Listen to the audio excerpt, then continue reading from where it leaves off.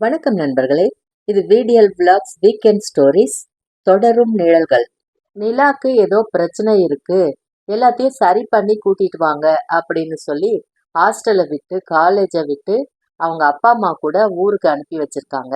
6 மாசம் கழிச்சுதான் அவ ஹாஸ்டலுக்கு திரும்ப வந்தா.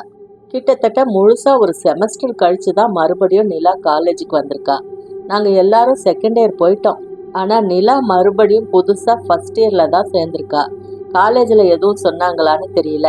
எல்லாரும் வந்து சேர்ந்ததுக்கு அப்புறமும் ஒரு 2 மாசம் லேட்டா தான் வந்து சேர்ந்தா. காலேஜ்ல நிலா பத்தி தெரியாத யாருமே இல்லை, முக்கியமா ஹாஸ்டல் முழுக்க.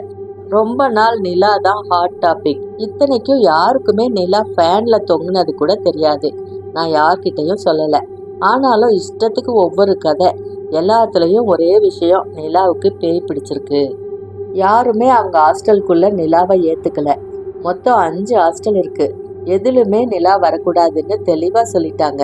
வேற வழியே இல்லை, நாங்க தான் நிலா கிளாஸ், அதனால எங்களோட ரூம்ல தான் அவளை வச்சுக்கணும்னு சொல்லிட்டாங்க. நிலாவோட ஊர்க்கார பொண்ணுங்க கூட அவளை சேர்த்துக்கல. எல்லாருமே அவளை பார்த்து பயந்தாங்க. வார்டன் எங்க எல்லாரையும் கூப்பிட்டு பேசினாங்க. இங்க பாருங்க, நீங்க எல்லாரும் சேர்ந்து செஞ்ச தப்புனால இப்ப இவளோட நிலைமைய பாத்தீங்களா அப்படின்னு திட்டுனாங்க. எந்த ஹாஸ்டல்லையும் எந்த ரூம்லயும் அவளை சேர்த்துக்க மாட்டேங்கிறாங்க. இப்போ என்ன பண்ணலாம்னு நீங்களே சொல்லுங்க.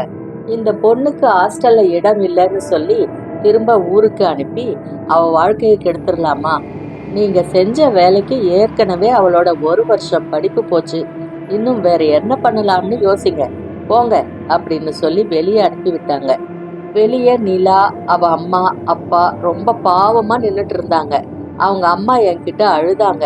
ரொம்ப கஷ்டப்பட்டு அவளை மீட்டு கொண்டு வந்திருக்கோம் கண்ணுங்களா, அவ கூட எல்லாரும் நல்லபடியா பழகுனாதான் என் பொண்ணு சந்தோஷத்தை நாங்க பார்க்க முடியும் அப்படின்னு சொல்லி ரொம்ப அழுதாங்க. எல்லாருக்குமே ரொம்ப கஷ்டமாயிருச்சு, முக்கியமா எனக்கு. நான் மட்டும் அன்னைக்கு ரூம்ல ஜோதி அக்காவை பத்தி சொல்லாம இருந்திருந்தா ஆவிங்களை பத்தி நிலாவுக்கு எதுவுமே தெரிஞ்சிருக்காது. அவ கொஞ்ச நாள் அழுத்துட்டு எல்லாத்தையும் மறந்துட்டு நிம்மதியா இருந்திருப்பா. தேவையில்லாம ஆவிங்களை கூப்பிட்டு விளையாடி சொதப்பி அவளுக்கு பேய் பிடிச்சி, ச்சே எல்லாமே என்னால தானா? ரூம்மேட்ஸ் எல்லாரும் சேர்ந்து பேசணும், தப்பு எல்லார் மேலேயும் தான் இருக்கு. பாவம் நிலா, நம்ம ஃப்ரெண்டு தானே, நம்மளே அவளுக்கு ஹெல்ப் பண்ணலைன்னா வேற யாரு ஹெல்ப் பண்ணுவாங்க அப்படின்னு பேசணும். ஆனாலும் எல்லாருக்குமே ரொம்ப ரொம்ப பயமா தான் இருந்துச்சு. மொத்தம் நாங்க 5 பேரு ஒரு ரூம்ல. நானும் இன்னொரு பொண்ணும் மட்டும் நிலா நம்ம கூட தங்கட்டும்னு சொல்லிட்டு இருக்கோம். இன்னும் 2 பேர் யோசிச்சாங்க. ஒருத்தி மட்டும் முடியவே முடியாது அப்படின்னு வீம்பு பண்ணிட்டு இருக்கா. ஒரு வழியா அவளையும் சமாதானப்படுத்தி ஒத்துக்க வச்சிட்டோம். நிலா ரூமுக்கு வந்துட்டா. ஒரு பக்கம் பயங்கர சந்தோஷம், ஒரு பக்கம் பயம்.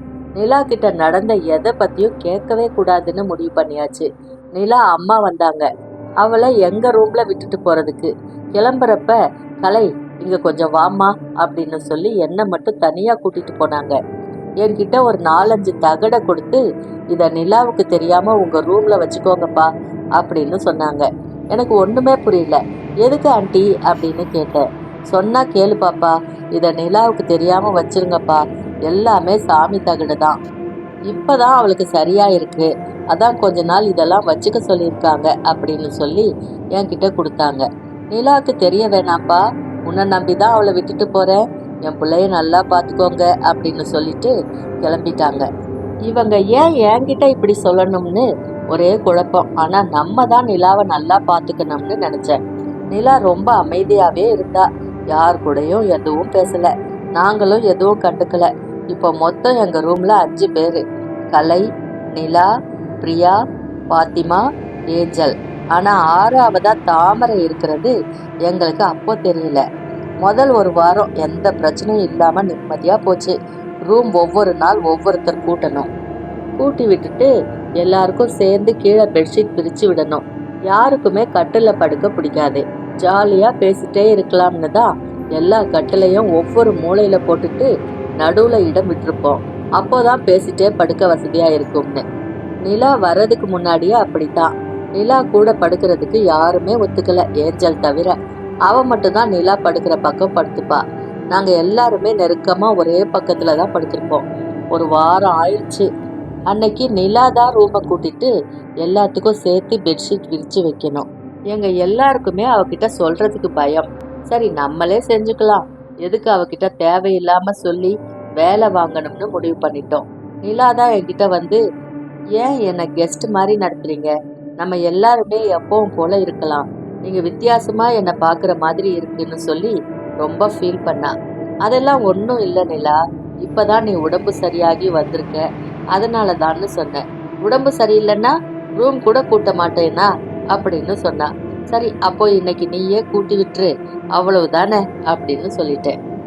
நான் தான் இப்போ ஹாஸ்டல் ரெப், அதனால நைட்டு 10 மணிக்கு எல்லாரும் லைட் ஆஃப் பண்ணிட்டாங்களான்னு செக் பண்ணி ஒரு அட்டெண்டன்ஸ் எடுக்கணும். ரூம்ல எல்லாரும் இருக்கிறப்ப இன்னைக்கு நிலா கூட்டுவா, வேற யாரும் எதுவும் பண்ண வேணாம் அப்படின்னு சொல்லிட்டு நான் அட்டெண்டன்ஸ் எடுக்க வெளியே போயிட்டேன். அட்டெண்டன்ஸ் எடுத்துட்டு எங்க ரூமுக்கு வந்தா எங்க ரூம்ல மட்டும் லைட் எரியுது. என்னடான்னு வேகமா போய் பார்த்தா தலைய விரிச்சு போட்டு கண்ணு முழுக்க கோபத்தோட நடு ரூம்ல உட்கார்ந்துருக்கா நிலா. மத்த எல்லாரும் ஒவ்வொரு மூலையில பள்ளி மாதிரி ஒட்டிக்கிட்டு பேயரஞ்ச மாதிரி நின்றுட்டு இருந்தாங்க. வேகமா போய் நிலா கிட்ட என்னாச்சுன்னு கேட்டேன். சுத்தி எல்லாரும் பேசாதன்னு சைகை காட்டுறாங்க. ஏதோ பெருசா நடந்திருக்கு அப்படின்னு மட்டும் தெரிஞ்சிருச்சு. எதுவுமே பேசாம ஒண்ணுமே நடக்காத மாதிரி வேகமா நிலா கிட்ட போயிட்டு, எந்திரி, ரூமை கூட்டலாம், தூக்கம் வருது அப்படின்னு சொல்லி அவளை அவ கட்டுல உட்கார வச்சு வேகமா கூட்டி படுக்கையை விரிச்சு வச்சுட்டேன். நிலா என்னை முறைச்சு பார்த்துட்டு இருக்கா. உள்ள திக்கு திக்குன்னு இருக்கு. அந்த ரூம் முழுக்க அப்படி ஒரு அமைதி. நான் எதையும் கண்டுக்காம, சரி சரி எல்லாரும் தூங்குங்க, வார்டன் வந்தா தேவையில்லாம திட்டு வாங்கணும் அப்படின்னு சொல்லிட்டு நான் படுக்க போயிட்டேன். ஏஞ்சல் நான் இன்னைக்கு இந்த பக்கம் படுக்கிறேன்னு சொல்றா. வேகமா நிலா வந்து, நீ இன்னைக்கு என் கூட தான் படுக்கணும் அப்படின்னு சொல்றா. கொஞ்சம் மூஞ்சி அந்த பக்கம் தள்ளி வச்சுதான் சொல்லி தொலைய அப்படின்னு கத்துனேன். எல்லாரும் பயத்தோட என்ன பாக்குறாங்க. என்ன அப்படின்னு ஒரு சத்தம் நிலா கிட்ட இருந்து. ஓடி போய் அவ பக்கத்துல படுத்துக்கிட்டேன். தலைக்கு நேரா ஃபேனு. அந்த பார்த்ததும் அவ அன்னைக்கு தொங்குனதுதான் ஞாபகம் வந்து தொலையுது. கடவுளேன்னு பயப்படுறப்பதான் அவங்க அம்மா கொடுத்த தகடு ஞாபகம் வருது. வேகமா போய் அதை தேடுறேன். நிலா சத்தமா சிரிக்கிறா. நல்லா தேடு, கிடைக்காத ஒன்ன நல்லா தேடு அப்படின்னு. நான் நடுங்கிட்டேன். ஏன்னா பேசுனது நிலா குரல் கிடையாது. வேகமா திரும்பி அவளை பாக்குறேன்.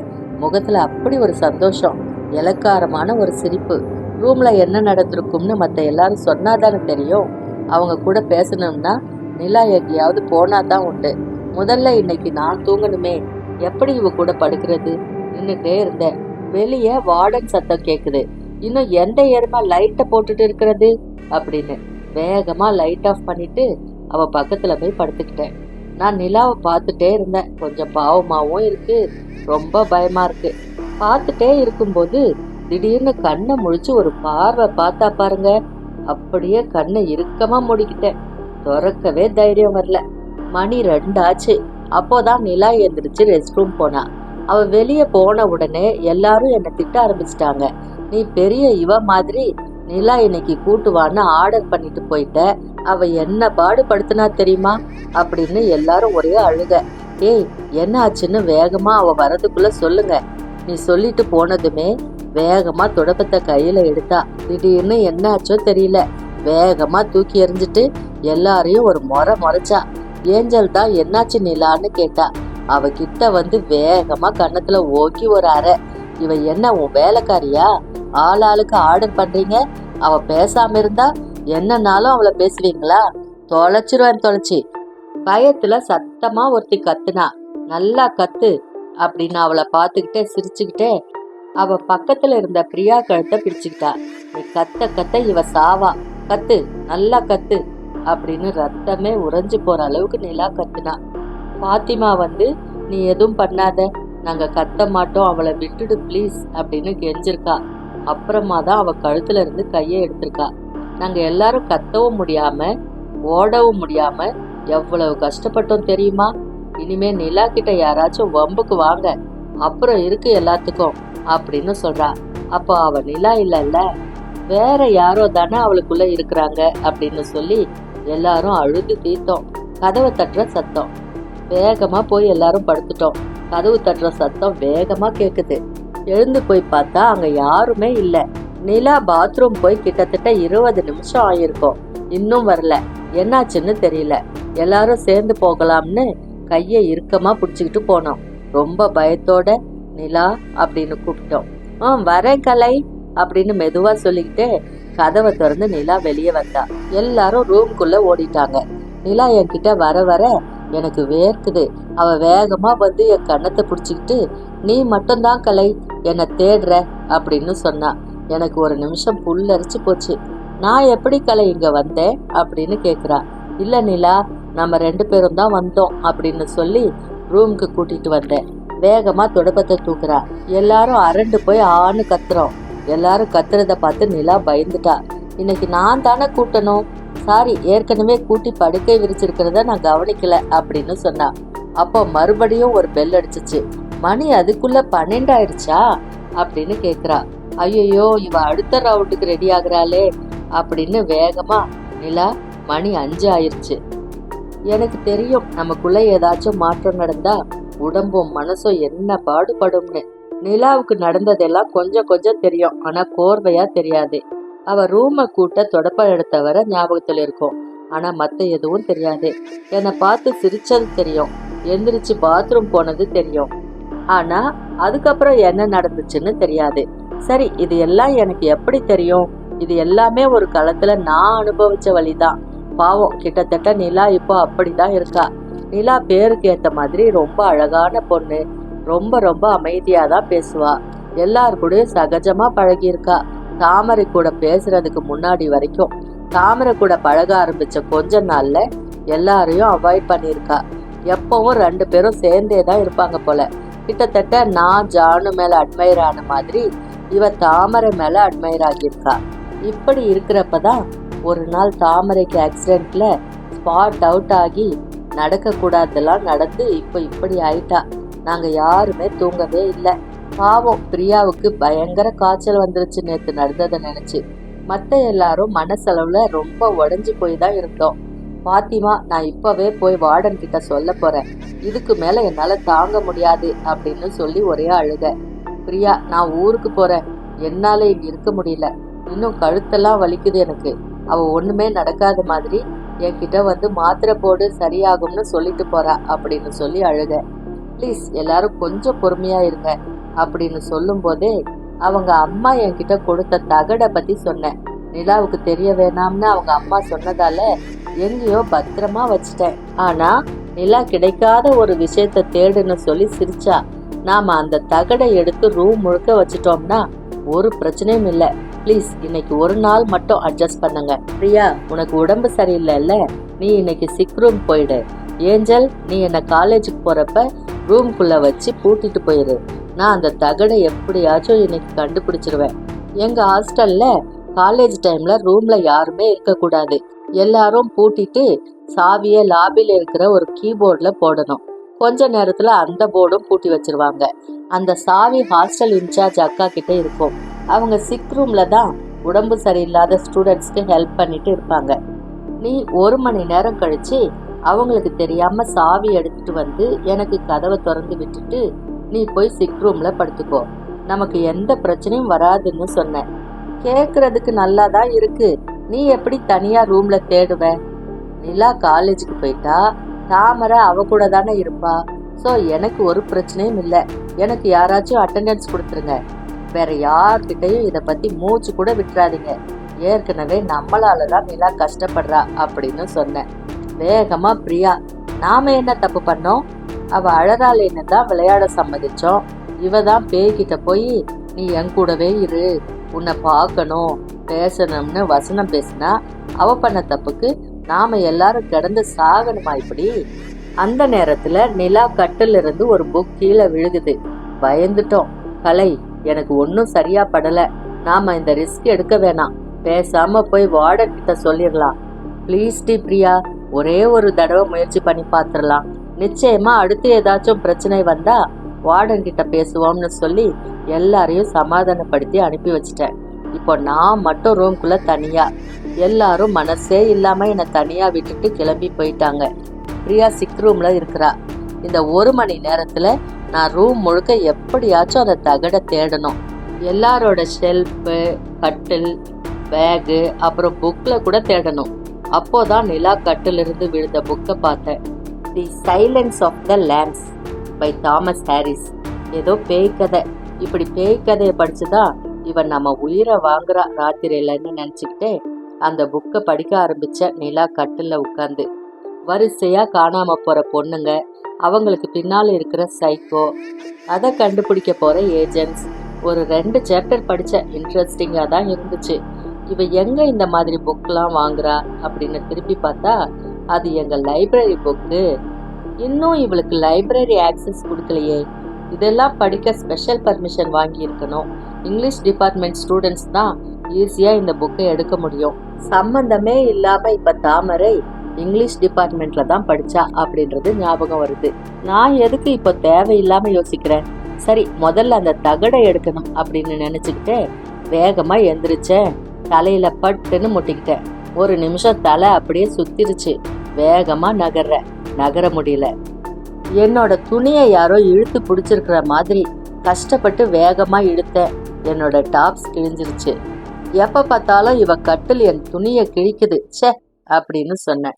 மேல இருந்து ஒரு கத்திரிக்கோல் என்னோட காலில் விழுந்து ரத்தம் வருது. இப்போதான் எனக்கு கொஞ்சம் பயம் வர ஆரம்பிக்குது. ஆனா நிலா காலேஜ்ல தானே இருக்கிறா, ஒன்னும் ஆகாது, எல்லாம் பிரம்ம அப்படின்னு நானே சமாதானம் சொல்லிக்கிட்டேன். ஆனா அப்ப இந்த சின்ன மூளைக்கு எட்டல, தாமரை தினமும் காலேஜுக்கு போய் படிச்சு பட்டமா வாங்க போறா அப்படின்னு. வேகமா என்னோட எல்லா ஃபைலையும் தேடினேன். என்னோட புக்ஸு, கபோர்டு எதுலையுமே இல்லை. அடுத்து பிரியா, ஒன்றும் கிடைக்கல. அடுத்து ஃபாத்திமா, அடுத்து ஏஞ்சல், யாரோடதுலயும் இல்லை. மீதி இருக்கிறது நிலா மட்டும் தானே. வேகமா அவ கபோர்டு கிட்ட போனேன். இதயம் வேகமா அடிச்சுக்குது. வேணாம் வேணாம்னு மூளைக்குள்ள ஒரு சத்தம். கிட்ட போய் எல்லா சாமியும் கும்பிட்டு போய் திறக்கிற. உள்ள தாமரை. அந்த அலமாரி முழுக்க தாமரை போட்டோ நிறைய கிறுக்கி வச்சிருக்கா. இப்போதான் நான் தாமரையை பாக்குறேன். கேலண்டர்ல இருக்கிற லக்ஷ்மி மாதிரி இருக்கிறா. அவ்வளவு அமைதி அந்த முகத்துல. பாவம், வாழ வேண்டிய பொண்ணு அநியாயமா செத்துருச்சே அப்படின்னு அப்போதான் பக்கத்துல யாரோ இருக்கிற மாதிரி தெளிவா உணர முடியுது. கை மெல்ல நடுங்குது. ஒரு தைரியத்தை வர வச்சுட்டு அவ கபோர்ட முழுசா திறந்தேன். அங்க ஒரு கண்ணாடியில எனக்கு பின்னால தாமரை. அதுக்கப்புறம் கலைக்கு என்ன நடந்துச்சுன்னு அடுத்த எபிசோட்ல பார்க்கலாம். அது வரைக்கும் உங்களிடமிருந்து நன்றி கூறி விடை பெறுவது VDL Vlogs VDL. நன்றி, வணக்கம்.